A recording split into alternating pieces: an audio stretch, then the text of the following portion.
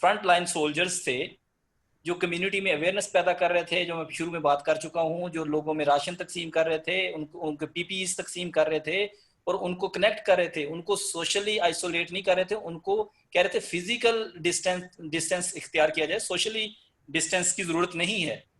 तो ये global youth association ने इसको प्रूव किया कि फिजिकल डिस्टेंस मेंटेन करते हुए उन्होंने सोशली इंटरेक्ट किया लोगों के साथ, सोशली लोगों को हेल्दी किया। अगर एक बीमारी आई है मिसाल के तौर पे, अगर अब माशाल्लाह पाकिस्तान में 2,90,000 लोग ठीक हो गए हैं और 3 लाख लोग अफेक्ट हुए, जिनमें से 6,000 6,500 लोगों का इंतकाल हुआ विद इन 6-7 मंथ 8 मंथ, और 8 महीने में अगर 22 करोड़ लोगों में से 6,000 लोगों की डेथ हुई है, तो ये कोई बहुत बड़ा कोई बीमारी का फिगर, कोई जिसको अफरा तफरी मच गई, ये नहीं है।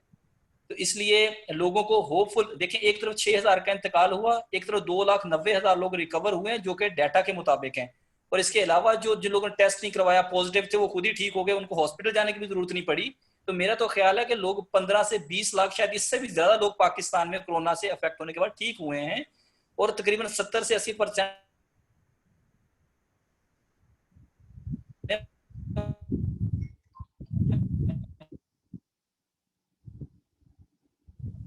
तो इसलिए हमेशा आप अपनी सोच, आपका दिमाग जो है ना, ये परफॉर्म करता है स्ट्रेस में, कभी अफरा तफरी की सूरत हाल में कि आपने क्या करना है। अपने ब्रेन को पॉजिटिव रखें और हेल्दी रखें, हेल्दी तभी रहेगा अगर पॉजिटिव रहेगा। हमेशा होपफुल, हमेशा बेस्ट की तरफ सोचते हैं, always look towards best side of your future, या हमेशा पॉजिटिव साइड को देखते हैं। सर मेरा एक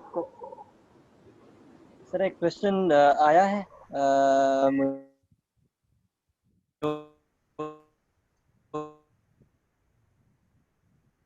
दिन को सोते हैं तो इसके साइड इफेक्ट्स क्या है? और वो बंदा कह रहा है कि मैंने कल रात स्लीपिंग पिल्स भी लिए थे लेकिन फिर भी मुझे नींद नहीं आई। जी, देखें, अल्लाह ताला ने ये बड़ी वाज़ेह चीज़ें, अल्लाह की नेचर के साथ आप जब छेड़खानियां करेंगे, आप समझ लें अपने आप को बर्बाद कर रहे हैं। बेशक दरख्त उखाड़ दें, नेचर को चेंज करेंगे तब आपके लिए प्रॉब्लम्स आ जाएंगी। बेशक आप मुआशरे में बहुत धुआं, जिस तरह मतलब हमने इस्तेमाल किया फैक्ट्रीज और ये वो अननेसेसरी छोड़ेंगे, ये एनवायरनमेंट की पूरी दुनिया global warming, global world change हो गई है। जो कि ग्लोबल यूथ एसोसिएशन हालांकि बेहतरी के लिए परफॉर्म करिए, लेकिन ग्लोबली अगर लोग उसकी बेहतरी के लिए काम नहीं करेंगे, तो हम अपना एनवायरनमेंट इकोसिस्टम को डिस्टर्ब कर रहे हैं, नेचर के साथ छेड़खानी कर रहे हैं। इस तरह लोग पहले शुरू में बड़ी चीनी की तरफ आ गए, गुड़ छोड़ दिया, बड़े मॉडर्न हो गए और फलां, अब फिर वो उसी उतना ऑर्गेनिक्स की तरफ मूव कर रहे हैं कि जी हमें तो वो चीजें करनी चाहिए। फिर ब्रायलर, देसी मुर्गी से ब्रायलर, अब लोग देसी मुर्गियां ढूंढते फिरते हैं कि देसी चीज मिल जाए यार, ब्रायलर हम नहीं करते। पहले बड़ा जी बड़ा टेस्ट अच्छा आ रहा है, बड़ा ये, नो डाउट उसी वक्त जरूरत थी, लेकिन हमें इसको बैलेंस रखना चाहिए था। इसी तरह जब भी आप नेचर के साथ चेंज करेंगे, अगर आपका सोने का टाइम अल्लाह ने रात को रखा है आराम के लिए, और आपको रेस्ट का टाइम, आपके ब्रेन के अंदर एक सेल्स हैं जिसको हम कहते हैं, वो बेसिकली एक पाइनियल ग्लैंड है जो कि आपके सोने उठने का सिस्टम को कंट्रोल करता है, उसको कहते हैं हम बायोलॉजिकल क्लॉक या सर्कैडियन रिदम। तो वो बहुत से लोग फेमिलियर होंगे इस वर्ड से, बायोलॉजिकल क्लॉक और सर्कैडियन रिदम से, क्योंकि जो बहुत से लोगों ने एफएससी की होती है, बाद में फिर और प्रोफेशन में चले जाते हैं, अगर मेडिकल डॉक्टर नहीं भी बनते, तो बहुत से लोग आपसे माशाल्लाह इस बात से फेमिलियर होंगे। तो वो अगर आप उसके साथ डिस्टर्बेंस करेंगे, तो डेफिनेटली आपकी बॉडी के ऊपर उसके बैड इंपैक्ट आएंगे, कि वो हार्मोन अब रात को प्रोड्यूस, क्योंकि आप जाग रहे हैं, प्रोड्यूस होने के बजाय वो दिन में आप प्रोड्यूस हो रहा है, और जो रात दिन के काम थे वो रात पे शिफ्ट हो गए, रात के दिन में हो गए। इसी तरह एक एनर्जी है, सूरज आपकी हड्डियों को ये ताकत देता है, विटामिन डी एक्टिव करता है, और आपके जिस्म के अंदर आपकी इम्यून सिस्टम को स्ट्रॉन्ग करता है। जो रात को जागेगा, दिन को सोएगा, उसकी इम्यूनिटी वीक होगी, उसकी बोन्स वीक होंगी, उसमें विटामिन डी की डेफिशिएंसी होगी। तो इसी तरह और भी, इसी तरह ये मैं वो बातें जो आम बंदे की समझ में आ रही है, मैं बहुत डॉक्टरी की बातें नहीं कर रहा कि वो मैं आपको सिंड्रोम और डिसऑर्डर समझाऊं, मैं आपको बुनियादी बातें आपसे करना चाह रहा हूं ताकि हर बंदा समझ सके इस सिचुएशन को।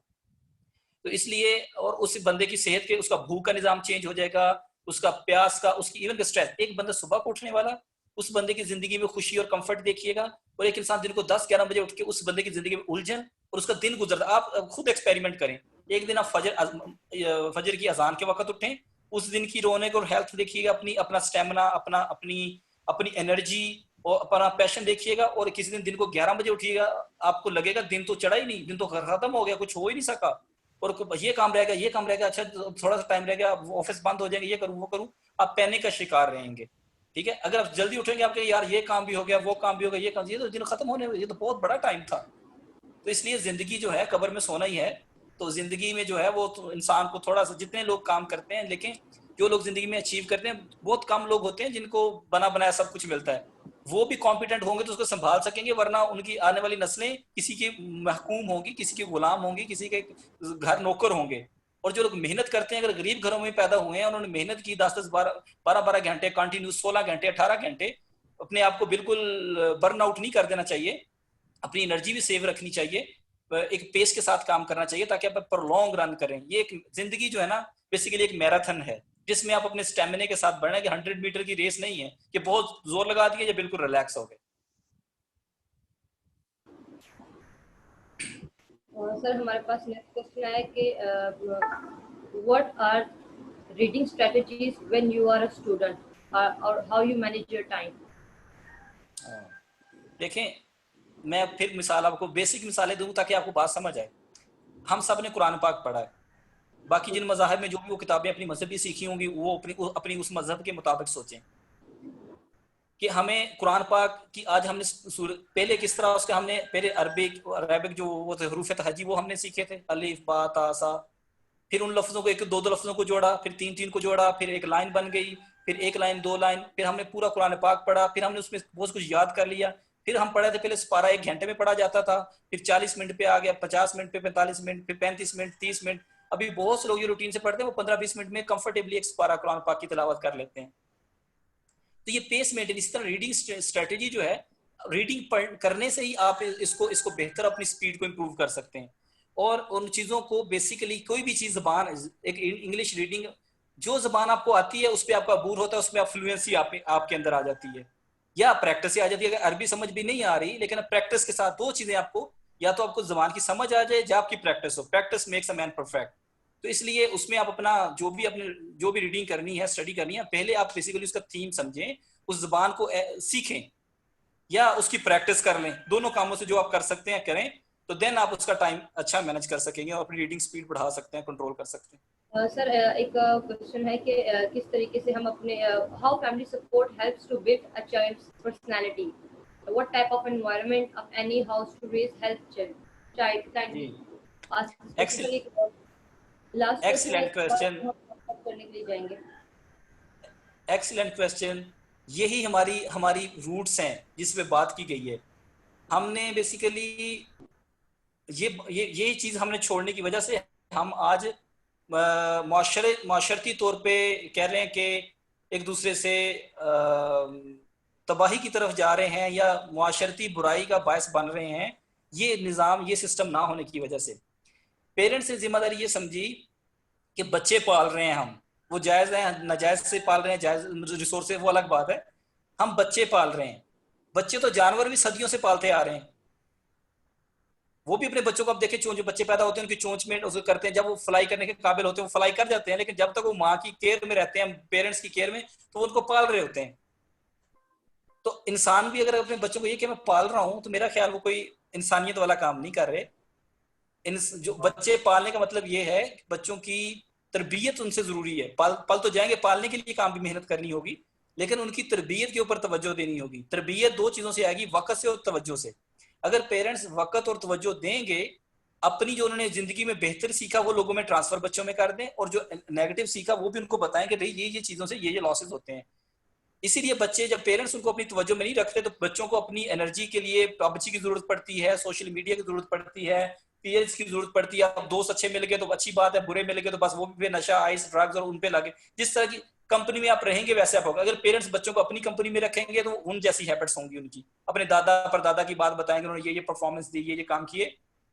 अगर आप उनको अवेयर ही नहीं करेंगे अपनी फैमिली हिस्ट्री से या इस्लामिक हिस्ट्री से, तो फिर वो वही काम करेंगे जो गोरे उनको दे रहे हैं पबजी, सोशल मीडिया पे, और जो इसी तरह की और अजीब अजीब गेमें और अजीब अजीब हरकतें, तो वो करते फिरेंगे एक दूसरे के साथ। तो ये सबसे जरूरी फैक्टर है हमारी तरबियत में, हमारी मेंटल इलनेस को दूर करने के लिए, मेंटल हेल्थ के लिए सबसे बड़ी जरूरी चीज हमारी पेरेंट्स की तरबियत। वो पेरेंट्स के थ्रू हो, टीचर्स के थ्रू हो, दोस्तों के थ्रू। दोस्त भी अगर पेरेंट्स से अपने अपने अपने घर से ट्रेंड होके आ रहे हैं तो वो भी अच्छी हैबिट्स वाले लोग होंगे। हमें अच्छे दोस्त भी माशरे में दस्तयाब, जैसा कहते हैं ना, लोगों को ट्रेन करने के लिए एकेडमीज होनी चाहिए, क्रिकेट एकेडमीज हों, पॉलिटिशियन के लिए एकेडमीज हों, और इसी तरह जो सिविल सर्विसेज एकेडमीज होती हैं, ट्यूशन एकेडमीज होती हैं, इसी तरह तरबियत की एकेडमीज जो हैं वो हमारे घर हैं। अगर उनसे हम तरबियत लेके आएंगे, हम बाहर आके वो परफॉर्म करेंगे। यही लोग कहते हैं जो लोग बाहर परफॉर्म करें वो अपनी तरबियत शो ऑफ कर रहे होते हैं। तरबियत अगर जीरो होगी, सोशल मीडिया की हैप पोस्ट की तरबियत हुई है, नेगेटिव एनर्जी से हुई है, मार धाड़ से हुई है, तो वो मुआशरा वैसे ही काम करेगा।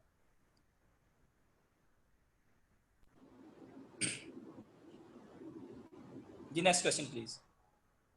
सर हम वाइंड अप करेंगे, बस ये लास्ट एक क्वेश्चन है क्योंकि वो उनका मैसेज आया कि उन्हें 3 बार उनका क्वेश्चन इग्नोर किया गया। सर वो कह रहे हैं कि जैसे कि आजकल अगर रेशियो देखी जाए स्टूडेंट्स के हिसाब से, तो एमबीबीएस के स्टूडेंट्स जो है उनके रेशियो मतलब सुसाइड में कहते हैं कि काफ़ी ज़्यादा आ रहा है। तो what is the reason of, क्यों, क्या रीज़न है कि जो मेडिकल के स्टूडेंट्स हैं उनका रेशियो जो है सुसाइड के केस में बहुत ज़्यादा है, और इसके बारे में अब तक किसी डॉक्टर ने या किसी ने कोई स्टेप वगैरह या कोई सोल्यूशन क्यों नहीं बताया?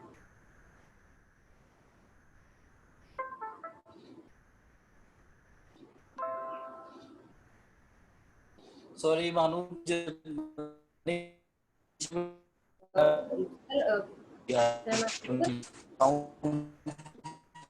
तो मुझे समझ नहीं।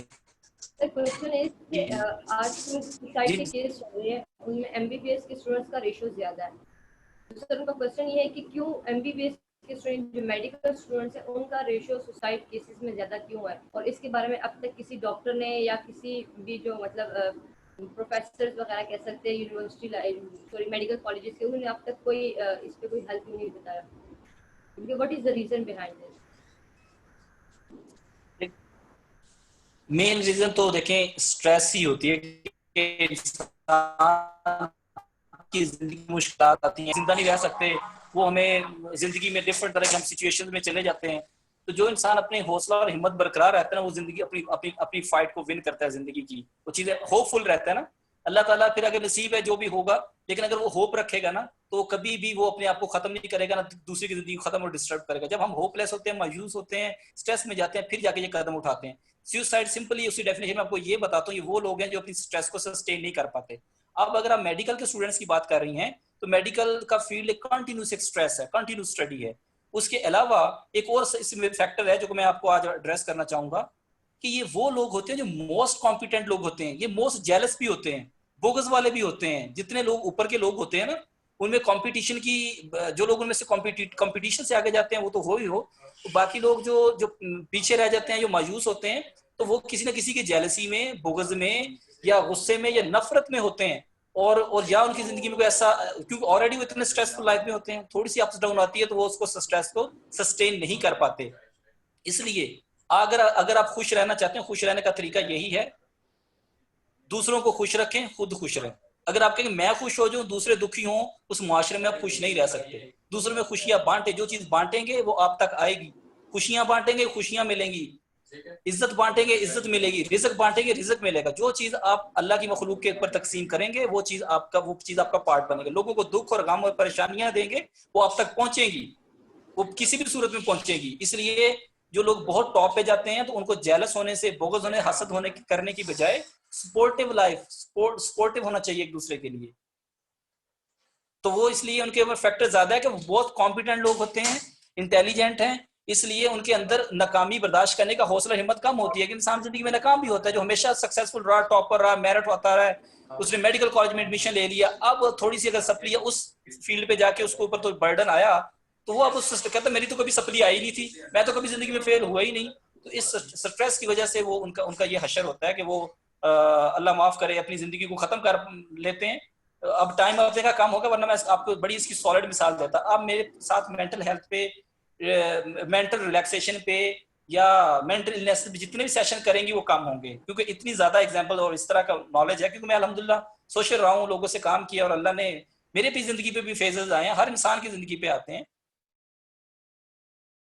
तो मैं कभी दोबारा सेशन हुआ तो मैं आपको बड़ी अच्छी एक मिसाल, अगर टाइम अगर 2-3 मिनट है तो मैं अभी भी कर सकता हूँ।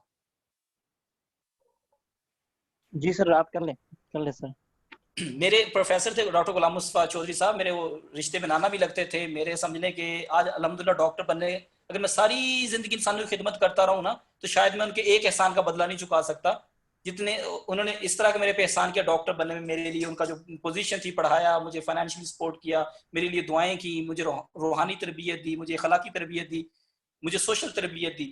अच्छा, उनके एक साथ, ये 1957 की बात है, उनके साथ एक डॉक्टर थी, डॉक्टर शमीम, वो थ्रू आउट टॉपर थी उस वक्त, जबकि लड़कियों को सिर्फ 10% कोटा मिलता था, ओपन मेरिट नहीं था। सिर्फ वो देखें, लड़कों के लिए ओपन मेरिट था, लड़कों के लिए 90% चांसेस है एडमिशन लेने के लिए, और लड़कियों के लिए सिर्फ 10% चांसेस थे। उस वक्त जब बच्चों को नहीं सही तरह पढ़ाते थे, बच्चों, उस लड़की ने पढ़ के निश्तर मेडिकल कॉलेज में 10% पे आई, टॉप करके आई, बोर्ड टॉप किया। डॉक्टर शमीम उनका नाम मुझे भी याद, जो मुझे उन्होंने बताया था। उन्होंने फिर उसने अपना मेडिकल भी सारा थ्रू आउट गोल्ड मेडलिस्ट रही, टॉप किया, हाउस जॉब की बेस्ट हाउस ऑफिसर रही। फिर उन्होंने FCPS किया, स्पेशलिस्ट बन गई, स्पेशलिस्ट बनने, उसमें स्पेशलाइजेशन में भी टॉप किया। अच्छा, फिर निश्तर मेडिकल कॉलेज में SR, हम उसको कहते हैं सीनियर रजिस्ट्रार, जो FCPS कर लेते हैं, जॉब की बात आई। अच्छा, जब इंटरव्यू हुआ, इंटरव्यू में जाहिर एक बंदा बहुत ओवर कॉन्फिडेंट होता है, एक्सपेक्ट कर रहा होता है कि मुझे ये इज्जत मिलनी चाहिए, मैं ऐसा काबिल हूं। तो उन्होंने ये एक्सपेक्ट किया, तो जो उनसे जो मतलब कोलीग ही था उनका, जो उससे कम मार्क्स वाला था, या कभी किसी की सप्ली भी आई होगी, मतलब उससे कम हैसियत वाले कोलीग, जो कि 15वीं 20वीं पोजीशन पे होगा, उसको इंटरव्यू में सेलेक्ट कर लिया, जॉब मिल गई, और डॉक्टर शमीम को नहीं मिल सकी। उन्होंने कहा जी आपको, मतलब एक ही सीट थी, उनको मिल गई। अच्छा, ये बात सुनने के बाद, क्योंकि उसने हमेशा कामयाबी देखी थी, पहली नाकामी आई, उन्होंने सुसाइड कर ली। उन्होंने कहा मैं तो कभी नाकामी देखी नहीं, ये वो कैसे, वो 20वें नंबर से वो मेरी जगह लगा, जो सीट मेरा हक था, मुझे मिलना चाहिए था। बेशक एक मुआशरती नाइंसाफी हुई होगी उनके साथ, लेकिन इतना कि इंसान को बैलेंस रखना चाहिए। अब उसने कौन सा, उन्होंने सुसाइड करके कामयाबी हासिल कर ली। अगर वो थोड़ा सा हौसला करती, हिम्मत करती, किसी और कॉलेज में उनको एडमिशन डेरा गाजी खां या दाएं बाएं मिल जाता, DHQ में चली जाती, फिर अपनी मेहनत और पोटेंशियल से, अपनी खूबियों से वो आगे आ जाती, हो सकता है वो काला के वाइस चांसलर बन जाती, प्रिंसिपल बन जाती। लेकिन इंसान को अल्लाह पे तवक्कल रखना चाहिए, हौसला और हिम्मत नहीं हारनी चाहिए, और कभी भी अपने आप को दूसरों से कंपेयर नहीं करना चाहिए। ये हमारी डिप्रेशन और स्ट्रेस की सबसे बड़ी रीजन है। हम अपनी कजन से, अपनी दोस्तों से कंपेयर, इसको तो बोलना भी नहीं आता था, इसको तो मैं पेपर करवाती होती थी, मैं इसको लिखवाता था, ये तो मेरा पेपर देके पास हुआ, ये इसके कैसे इतने नंबर आ गए, ये कैसे, इसको जॉब कैसे मिल गई, ये तो इसकी तो सफलियां आती होती थी।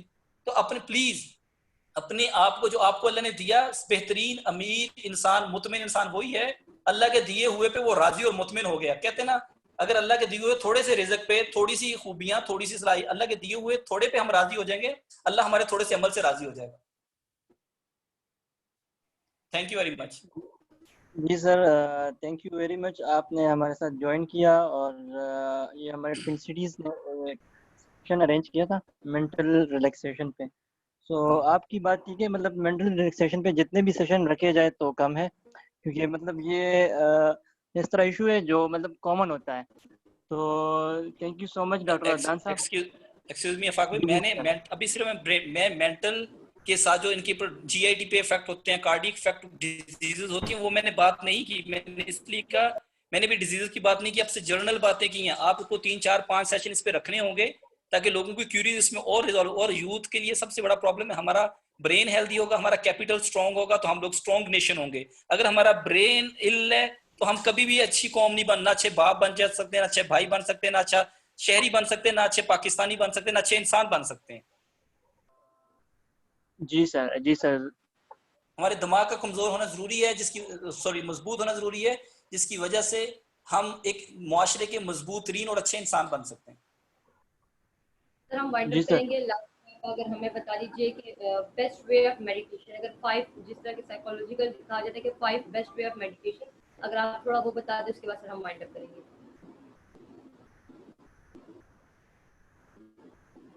5 वेज ऑफ मेडिकेशन या मीडिएशन, क्या कह रही हैं sir? Meditation, 5 ways of meditation. Meditation, अच्छा देखें, सबसे पहले मैं वो आपसे जो बात कर चुका हूँ कि आपको अल्लाह ने जिस हैसियत में, जिस रंग में, जिस कद पे, जिस पे भी उसने पैदा किया, आपको ब्लेसिंग की हैं, उसके लिए आप शुक्रगुजार हो जाएं। अल्हम्दुलिल्लाह का वर्ड हमेशा, जब भी परेशानी नुकसान हो, उसके ऊपर अल्हम्दुलिल्लाह अला कुल्ली हाल। सेकेंडली, अपने आप को दूसरों से किसी से कंपेयर ना करें, जो आपके वसाइल हैं उसी के अंदर आप एक्सेल करना शुरू करें, सर्वाइव करें। तीसरी बात जो कि मुझे सबसे पहले करनी चाहिए, अपनी नीयत को और अपनी कोशिश में मजबूत रखें, और अपनी बेस्ट से बेस्ट इनपुट दें।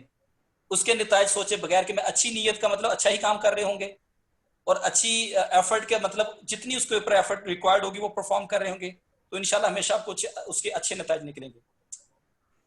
फोर्थ थिंग, आपको जो है अपनी लाइफस्टाइल को हेल्दी रखना है, जिसमें बैलेंस हो आपके खाने पीने में, उठने बैठने सोने में, ना तो हमेशा सोते रहे, ना बहुत जागे, ना बहुत ज्यादा खेल कूद में गुजारा करें, अपनी लाइफ को बैलेंस पे ले आए, बैलेंस्ड लाइफ। फिफ्थ वन, जो अल्लाह ने आपको दिया है उसको लोगों के साथ शेयर करें, वो खूबियां हैं, वो सलाहियतें हैं, वो रिज़्क हैं, वो इज्जत हैं, वो दूसरे लोगों के साथ शेयर कर लें। ये 5 मेडिटेशन के मेरी नज़र में यही सब, मेरी मैं इसको ये समझता हूँ, बाकी अब पता नहीं साइकोलॉजिस्ट के लिए क्या है या इंजीनियर्स के लिए क्या है, प्रेसिडेंट के लिए क्या है, मुझे नहीं पता, पर मेरी सेंस में ये 5 क्वालिटीज होनी चाहिए, 5 फीचर्स हैं। Thank you so much sir. मैं पूरी वैल्यू की टीम हमारे सब मेंबर्स की तरफ से आपकी बहुत शुक्रगुजार हूँ कि आपने अपना कीमती वक्त हमें दिया। It means a lot sir, thank you so much sir. नहीं, जज़ाकल्लाह खैर, आपने मुझे अपना अल्लाह ने मुझे कुछ दिया, आपसे शेयर करने का मौका दिया, आप और आपने सुना अपना, बहुत आप लोगों का भी उतने कीमती वक्त था।